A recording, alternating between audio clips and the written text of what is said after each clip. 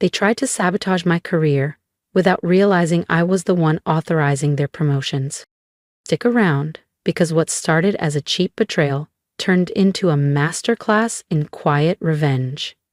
And if you like stories where the underdog turns out to be the boss, hit that subscribe button. Peace doesn't come from money, but revenge, it's best served in total silence. I found that out a month ago when my family tried to block my promotion without realizing I was the final approval signature for the company they worked at. My name is Rachel Yin, though in the fintech world most people just know me as RY, purposefully vague. Publicly, I'm the Chief Strategy Officer at Crestmore Capital, a wealth management firm based in San Diego. What my family didn't know? I became the majority stakeholder 6 months ago through a shell fund I started at 22, built from my first cryptocurrency automation algorithm. It all began 12 years ago. I was sleeping on a friend's couch in Portland, teaching myself blockchain tech at night while working 2 part-time jobs. My brother Ryan dropped out of community college and rebranded himself as a serial entrepreneur, got launching businesses that never survived tax season. Dad would say, Rachel's the sensible one. Sensible didn't mean supported. I built 3 fintech tools, sold them anonymously, and funneled the returns into blind investment vehicles. Brian? He gave a TEDx talk on vision after joining Crestmore as a junior advisor, thanks to family connections. They thought I was broke, underemployed, replaceable, so I let them think it. Meanwhile, I orchestrated a silent buyout of Crestmore's voting shares, letting them keep their illusions. Until the day they tried to vote me out of a promotion. I approved it myself, then fired the ringleader. Guess who? Ryan. So when the board promoted me to Chief Strategy Officer, they thought they were recognizing a sharp but safe strategist. They had no idea they were crowning their new majority owner. Ryan's reaction? Absolutely priceless. Wow, nice upgrade. He scoffed over Sunday barbecue. Don't get too comfortable, though. Strategy's a different beast when real money's involved. Dad just nodded stiffly. Mom chimed in. Maybe Ryan can mentor you a bit. He's handled million-dollar portfolios since his 20s. I just smiled and bit into my corn on the cob. I'll keep that in mind, I said lightly. What they didn't know? The final acquisition documents were already signed, sealed, and stored in my home safe. But Ryan couldn't stand it. He had spent years as the family's golden boy. Smooth talker, big dreamer, the one with a LinkedIn full of buzzwords. I was the background noise, the over-educated girl who lacked charisma. At first, he dropped by Crestmore to chat with execs posing as a concerned brother. I watched through glass walls as he laughed with the COO, casually mentioning I was burnt out and still finding my footing. Then came the HR whispers, anonymous concerns about fake credentials, misrepresented experience, even forged awards. All nonsense, but calculated. When I confronted him, he didn't blink. I'm just protecting you, Ryan said smoothly. You know how firms get. They love ticking boxes these days. Can't blame you for catching the wave. He leaned in. But I'd hate to see you crash. I stayed silent, letting him talk. Then yesterday, it arrived. A sleek folder sent directly to the boardroom. Doctored statements, fake wire transfers, claims of fraud and data tampering. The board called an emergency meeting for Monday. And I'll be waiting, with the truth and majority control. Ryan must have caught wind of something through Crestmore's Salesforce gossip chain, because at last night's family dinner, he was practically glowing. The board wants me in the room tomorrow, he said, smug as ever. Sounds like there's a shakeup coming. Realignment at the top. Mom gasped with excitement. Dad lifted his scotch. About time, he said. No one asked why I hadn't been invited to this so-called realignment meeting about my own division. But what they didn't know?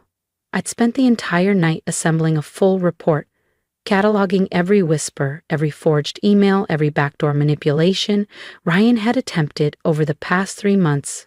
And this time, I was including one document he never saw coming, Crestmore's updated ownership ledger. Tomorrow, they'd learn who really owned the company. If you think Ryan's gonna walk away from this untouched, subscribe. Because the next chapter, it flips everything. I wasn't angry anymore. I wasn't hurt either. I was ready. Sitting in my office with a folder of evidence organized down to the font size, I saw it clearly. Ryan's takedown attempt wasn't a threat. It was a spotlight, an opening to finally rewrite my own reputation and remove him for good. The board meeting was scheduled for 9 a.m. clock a.m. sharp. They thought I'd be the one under review. They forgot who signs the board's compensation packages. I arrived at Crestmore by 7:30 a.m. iced coffee in hand, calm and collected. At 8:45, Ryan strutted into the glass-paneled lobby in his boldest blazer, our parents behind him, all smiles like they were attending a ribbon-cutting ceremony. "Is the board ready for us?" he asked, voice smooth, confidence high. From my second-floor corner office, I watched them being escorted to the executive boardroom. And I smiled. Every board member had received my midnight dossier. If you've ever waited for the moment when truth walks in and masks fall off, don't miss what happens next. Hit that subscribe button, and I'll take you inside the boardroom, where everything changed. At exactly 9 o'clock a.m., I stood, adjusted my blazer, and stepped into the hallway. This was it. If you've ever been overlooked, underestimated, or told to wait your turn, don't blink. Hit that subscribe button, because what happens next is the moment I stopped waiting. I'm to lead. Elias Romero, Crestmore's board chair, was already mid-sentence when I entered the room. "These allegations against Miss Yoon are quite serious." "Sorry I'm late," I said smoothly, taking the seat at the head of the table without hesitation. Ryan turned, stunned. His smug expression cracked, instantly. "Rachel, this is a closed session," he snapped. "You weren't invited." I folded my hands calmly. Actually, I was never uninvited. It's hard to run a board meeting without the company's principal owner, wouldn't you agree? Silence. Ryan's face paled. Mom blinked as if trying to clear fog. Dad's mouth twitched, caught between shock and denial. "What are you even saying?" Ryan scoffed. "Crestmore is publicly owned." "It was," I said, nodding toward Elena, my assistant, who stepped forward with a black folio and began distributing documents. "Until 4 months ago, when Crestmore was fully acquired by Archspire Group LLC. Care to guess who owns that?" Chairs shifted, papers rustled. Eyes widened as the room filled with realization. The anonymous buyout everyone had speculated about wasn't so anonymous anymore. Ryan's voice wavered. "This is insane. You're just..." I raised an eyebrow. "Careful. You're speaking to the majority shareholder now." And just like that, the room belonged to me. "Just a data nerd? Just the boring one?" "Yeah, I've heard that one before," I said, smiling calmly. "And you've said it more times than I can count." I glanced at Elena. "Would you?" She gave a small nod and tapped her tablet. The speakers in the boardroom crackled, then filled with Ryan's voice, smooth and poisonous in a series of private recordings. "She's book smart, sure," he said in one. "But she doesn't have the spine for leadership." "Trust me, the board will figure that out soon." Another recording followed. "Honestly, she's a diversity win. They had to pick someone." The room went still. Tension thickened like fog. And just like that, the story Ryan built for years began to collapse. On him. Has anyone reviewed her department's books lately? Another clip played. I'm hearing whispers. Each seed of doubt, every whispered smear, now turned confession. In his own voice. No room left to spin it. Ryan's face was drained of color. His practiced swagger was gone. The directors looked on, their silence more damning than anything spoken. "And then there's this," I said, lifting a manila folder. The same anonymous evidence Ryan mailed to the board. Inside, forged transactions, doctored screenshots, a pathetic, desperate case of fake wrongdoing, character defamation, fabricated fraud, deliberate sabotage of executive leadership, I said clearly. Did you really think no one would vet this before taking it seriously? I was protecting Cressmore, Ryan choked out. You're not fit to lead. You've always been the invisible one, the side act, not the one who deserves the spotlight, I said, my voice even. No, Ryan, I'm the one who built the future. And now? I'm the one holding you accountable for every lie, every whisper, and every risk you've made this company bear. Mom finally spoke, her voice paper thin. Rachel, surely you're not going to ruin your brother's life over this. As if he didn't try to ruin mine, I turned to her, my voice steady. As if you didn't walk in here expecting to watch me crash? Dad lifted a hand halfway, hesitant. We were just here to support Ryan. No, I said, locking eyes with him. You were doing what you've always done, betting on the wrong child. I faced the board and stood tall. Apologies for the tone of this meeting, I said, voice measured, but I needed every member of this board to see what's really at stake. Mr. Ryan Yoon has knowingly crossed ethical and legal lines in a coordinated attempt to undermine my leadership. A beat of silence. This wasn't just an attack on me. It was an attack on Cressmore's integrity and its future. Elias Romero, the board chair, cleared his throat. Miss Yoon, what action are you requesting? I said, folding my hands calmly. First, I request that all accusations against me be formally dismissed, based on verified documentation and audio recordings. Second, I move for immediate disciplinary action against Mr. Yoon for corporate misconduct. I paused, then continued.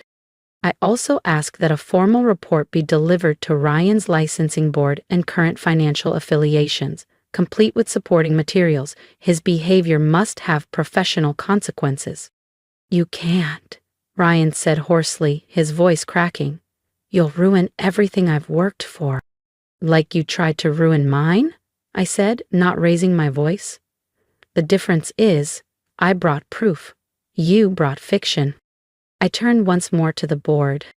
Lastly, I request that Ryan Yoon and both of our parents be permanently banned from Crestmore Capital property. Any attempt to contact employees or interfere with operations should result in immediate legal action. Rachel, please, Mom cried, tears streaking through her foundation. We're still family. I let out a quiet, bitter laugh. Family celebrates your wins. Family lifts you up when you're down. Family doesn't try to erase your legacy out of jealousy. I slid one final folder across the conference table, its gold embossed cover reflecting the overhead lights. This, I said evenly, is the acquisition agreement from my first fintech company. I sold it for $50 million, 0 cents, when I was 27. The second, a blockchain auditing platform, went for $180 million, 0 cents, just 2 years later. I turned to Dad, holding his gaze. I could have bought that oceanfront golf membership you always wanted. Could have covered every one of Ryan's failed ventures without blinking. But I didn't. They stared down at the paperwork in silence, watching, wordlessly, as the numbers rewrote everything they thought they knew about me. I stayed quiet, I said, because I needed to see who stood with me when they believed I had nothing. I glanced at Ryan. You all failed that test. He looked stunned. You're destroying my career, he whispered. No, I replied. You destroyed it the day you tried to sabotage mine. The only difference is, I have the proof. You have the guilt. I gathered the folders calmly and stood. This meeting is officially adjourned, I said to Elias. Please make sure the full record is secured. Then I turned to them. Ryan, Mom, Dad, security will see you out. Wait, Ryan called out, his voice cracking as I neared the door. Please. I was jealous. I couldn't stand that you were finally winning. His words were soft, desperate. We can fix this, right? We're still family. I paused at the doorway, turned back once, slowly. Do you know what separates us, Ryan? He looked up, eyes wet, pride gone. When you thought I was struggling, you kicked me lower. And when I was finally thriving, I stayed silent, just so you wouldn't feel small. I let out a slow breath. That's the difference between building something real and playing pretend with borrowed status. The weeks that followed were revealing. Ryan was terminated within days. Once the recordings and forged documents were reviewed, his firm issued a quiet but swift dismissal. Word of my majority ownership at Crestmore spread through the financial world, and suddenly, the same networks that once elevated him began asking about me. My parents left apologetic voicemails. Ryan sent an email.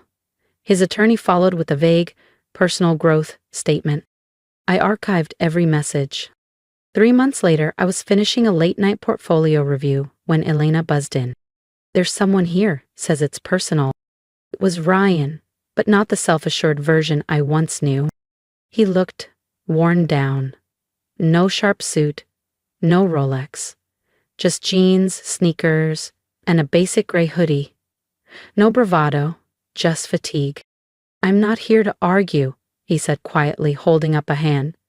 I just need to leave something with you. He placed a manila folder on my desk. Old emails, accounts, every tool I used to try and discredit you. I'm forwarding copies to the board, too. No spin, no damage control. I didn't say anything. Why now? I asked after a moment. He looked down. Because you were right. You were building something. I was imitating it and resenting you the whole time. He turned to leave, then paused at the door. I'm starting over. Interning at a local fintech incubator. No fake titles this time. I don't expect forgiveness, but letting me fail, that finally taught me something no one else ever did. He reached for the door handle. Ryan, I said gently. He paused, glancing back, just enough hope in his eyes to remind me of who he used to be. Send me your resume in a year, I said, soft but firm. Not for leadership, I added. But if you're serious about starting over the right way, we're always open to people willing to earn it from the ground up. A single tear welled in Ryan's eye. He nodded. No spin, no clever exit line, just quiet acceptance. Then he turned and walked away. 6 months later, Crestmore Capital has exceeded even my boldest forecasts. We've expanded into 3 new sectors, onboarded socially conscious investors, and launched a mentorship fund for overlooked founders, especially women of color in tech and finance. It's real, it's lasting, it's mine. Mom and Dad still message now and then, usually when they want something, or when they're name-dropping their trailblazing daughter in circles they once tried to exclude me from. I keep it polite, but distant. The approval I used to chase? I don't need it anymore. The corner office they said I'd never earn looks out over the San Diego harbor. Some nights, I sit by the glass as the sky turns gold, thinking about betrayal, patience, and the strange gift of being underestimated. Last week, I got a holiday card. No apologies, no guilt trip. Just a handwritten note from Ryan. You didn't win because of us. You succeeded in spite of us. I'm finally learning how to build for real. Maybe that's the truest form of power. Not loud, not vengeful, but earned. Undeniable. Thank you for listening, for seeing me when those closest to me didn't. Now I want to hear from you. Have you ever been the quiet one? The invisible one? What would you have done? Comment below, share your truth. And don't forget to like and subscribe. Not just to follow my next move, but to reclaim your own. Because success isn't about proving others wrong. It's about finally proving yourself right.